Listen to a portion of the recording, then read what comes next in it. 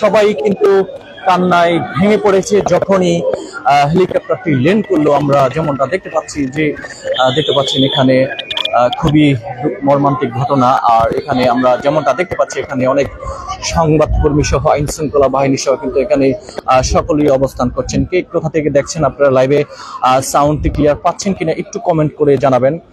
চট্টগ্রামে যে মর্মান্তিক ঘটনাটি ঘটে গেছিল তার গ্রামের বাড়ি মানিকগঞ্জে। আমরা সেই মানিকগঞ্জে চলে আসলাম, কিন্তু তার জন্মভূমি ছিল মানিকগঞ্জের সন্তান ছিল তিনি। মৌলভীবাজার থেকে দেখছেন, আমি টাঙ্গাইল থেকে দেখছি। Thank you so much.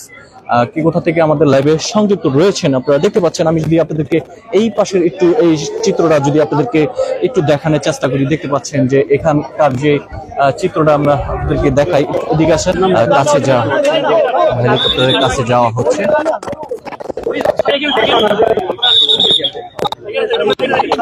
কে কোথা থেকে দেখছেন একটু কমেন্ট করে জানান। আমি যদি আপনাদেরকে দেখাই একটু, এবং হচ্ছে গিয়া ছোট্ট যে শিশু তিনিও কিন্তু সাথে রয়েছে।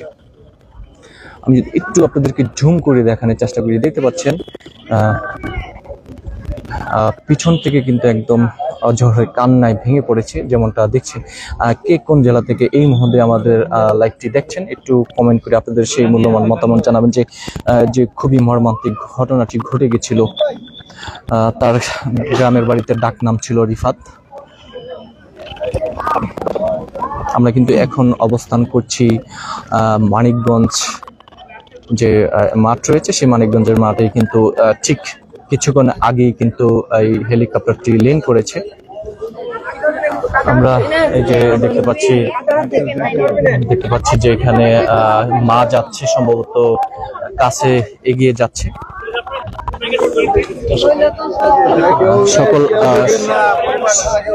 সকল আত্মীয় স্বজনরা কিন্তু একদম হেলিকপ্টারের কাছে যাওয়া হচ্ছে, কিন্তু এখানে কোনো সংবাদকর্মীদেরকে ঢুকতে দেওয়া হচ্ছে না। একদম আত্মীয় স্বজনরা সকলেই কিন্তু একদম সেই কান্নায় ভেঙে পড়েছে, যেমনটা আমরা দেখতে পাচ্ছি যে হেলিকপ্টারের কাছাকাছি যাওয়ার চেষ্টা করছে।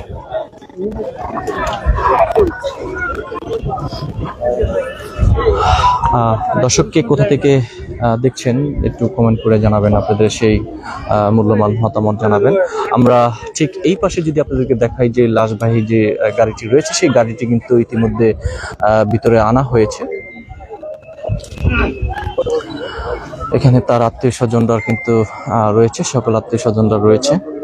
আমরা যে রিফাত তার গ্রামের বাড়ি যেখানে জন্মভূমি সাটুরিয়া, সেখানে আমরা গিয়েছিলাম, কিন্তু তিনি ওখানে বড় হয়েছে। তবে এই ঈদে কিন্তু বাবা মার সঙ্গে তিনি ঈদ করেছিলেন, তেমনটাই আমরা জানতে পেরেছি।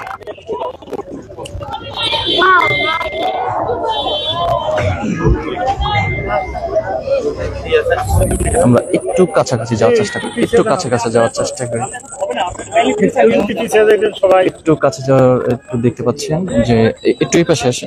হ্যাঁ, ঠিক আছে। এখন আমরা সরাসরি যে হেলিকপ্টারে ঘিরে যে মরদেহটি আনা হয়েছে, তবে তাকে মানিকগঞ্জেই কিন্তু তাকে দাপন করা হবে।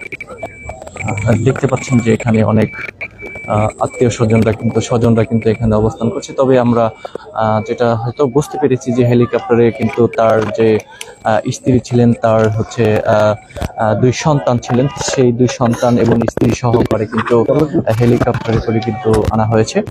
আর ঠিক 1 মিনিট আগে আমরা যেটা দেখতে পেয়েছি যে ফিরিজবাহী যে লাশবাহী যে গাড়িটি রয়েছে, সেই গাড়িটি কিন্তু এখানে আনা হয়েছে। এখানে সকল স্বজনরা কিন্তু এখানে অবস্থান করছে। কে কোন জেলা থেকে আপনারা লাইভটি সংযুক্ত করছেন, দুবাই থেকে দেখছেন, থ্যাংক ইউ সো মাচ। আমরা আপনাদের একটু কমেন্ট করতে চাই যে কোন জেলা থেকে আপনারা লাইভে সংযুক্ত রয়েছেন। দিনাজপুর থেকে দেখছেন, অনেক বিভিন্ন জেলা থেকে রয়েছেন, মৌলভীবাজার থেকে দেখছেন, থ্যাংক ইউ সো মাচ।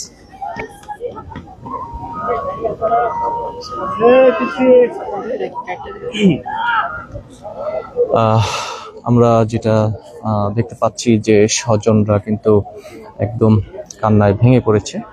আমি যদি একটু জুম করি আপনাদেরকে একটু দেখানোর চেষ্টা করি, যদিও এখানে অনেক সংবাদকর্মীরা রয়েছেন, কাছাকাছি যাওয়ার চেষ্টা দিচ্ছে না, কাছাকাছি যেতে দিচ্ছে না, কারণ ওখানে একদম বিশৃঙ্খলা হয়ে যাবে, এই জন্য কিন্তু কাছাকাছি যাওয়া দিচ্ছে না। একটু একটু সাইডে আসি, একটু সাইডে আসি, একটু সাইডে আসি। দর্শক কি কোথা থেকে দেখছেন, যে সাউন্ড ক্লিয়ার পাচ্ছেন কিনা একটু জানাবেন। আমরা এখানে যে গাড়িটি দেখতে পাচ্ছি, যে এই গাড়িটি করে কিন্তু তার সেই দেহটি কিন্তু নেওয়া যাওয়া হবে। আমি টাঙ্গাইল থেকে দেখছি, thank you so much Tangail থেকে দেখার জন্য। আপনারা জানেন যে একদম দেশ জুড়ে কিন্তু নেড়ে উঠেছে। এই যে যাকে আপনারা দেখতে পাচ্ছেন, যে ইনি কিন্তু রিফাত খালাতো ভাই, ঢাকা থেকে দেখছেন, thank you so much. Dubai থেকে দেখছেন, থ্যাংক ইউ সো মাচ। আমরা যেমনটা একটু জুম করে দেখাই আপনাদেরকে, যেমনটা দেখতে পাচ্ছি, সে সম্ভবত যে রিফাতের আম্মা কিন্তু ভিতরে এই মুহূর্তে প্রবেশ করেছে। কিন্তু ভিতরে এই মুহূর্তে প্রবেশ করেছে। চট্টগ্রাম থেকে দেখছেন, যে চট্টগ্রামে যে বিমানের পাইলট প্রশিক্ষণ অবস্থায় কিন্তু ওনারা দুইজন সেই বিমানের পাইলটে ছিল, কিন্তু যখন পিছন থেকে যে আগুনটি লেগে যায়, তারপরে কিন্তু তিনি কিন্তু ঝাঁপ দিয়েছিলেন। ঝাঁপ দেওয়ার পরে কিন্তু তাকে হসপিটালে নেওয়া যাওয়ার পরে কিন্তু আসলে হসপিটাল থেকে তাকে মৃত ঘোষণা করে, এমনটাই আমরা জানতে পেরেছি। ভোলা থেকে দেখছেন, আমি দুবাই থেকে দেখছেন, thank you so much. Cox's Bazar থেকে দেখছেন, থ্যাংক ইউ সো মাচ। আমরা যদি একটু ওই পাশ থেকে যাওয়ার চেষ্টা করি, আমি যদি আপনাদের সেই স্টেডিয়ামের যে ঘেরে এই যে দেখতে পাচ্ছেন, যে একদম প্রচুর পরিমাণে মানুষজন কিন্তু এখানে অবস্থান করছে। দেখতে পাচ্ছেন যে আউট সেই মানুষদেরকে কিন্তু ভিতরে প্রবেশ করতে দেওয়া হচ্ছে না, যেমনটা আমরা দেখতে পাচ্ছি। আমরা যদি এই পাশ থেকে যদি দেখাই, যে পুরা মাঠ জুড়ে কিন্তু অনেক মানুষজন স্বজনরা কিন্তু এখানে রয়েছে। আমরা ঠিক এই পাশ থেকে যদি একটু দেখাই, একটু কাছে থেকে দেখানোর চেষ্টা করি, যে এই যে লাশবাহী যে গাড়িটি রয়েছে, সেই গাড়িটি কিন্তু অলমোস্ট কিন্তু মাঠের এখানে অবস্থান করছে, দেখতে পাচ্ছেন।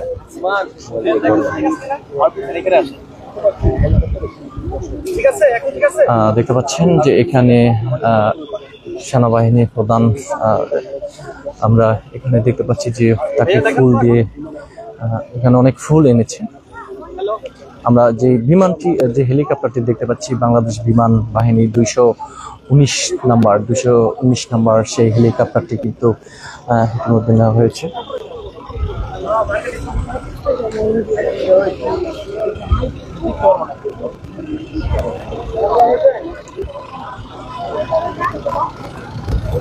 যারা আমাদের লাইভে সংযুক্ত হয়েছেন, আপনারা দেখতে পাচ্ছেন তার গ্রামের বাড়ি সাটুরিয়া, তার ওখানে জন্মভূমি ছিল। তবে এই যে ঈদ চলে গেল, রমজানের ঈদ চলে গেল, সেই রমজানের ঈদ বাবা মার সাথে একসাথে কাটিয়েছেন। আমরা হেলিকপ্টারের যে পিছনের অংশটা রয়েছে,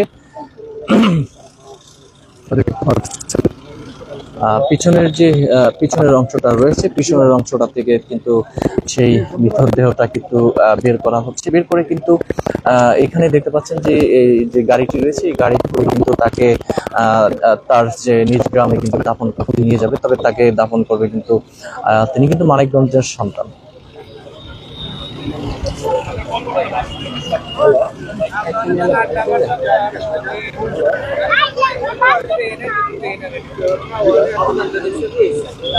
দর্শক, আপনারা লাইভে থাকার জন্য অসংখ্য ধন্যবাদ।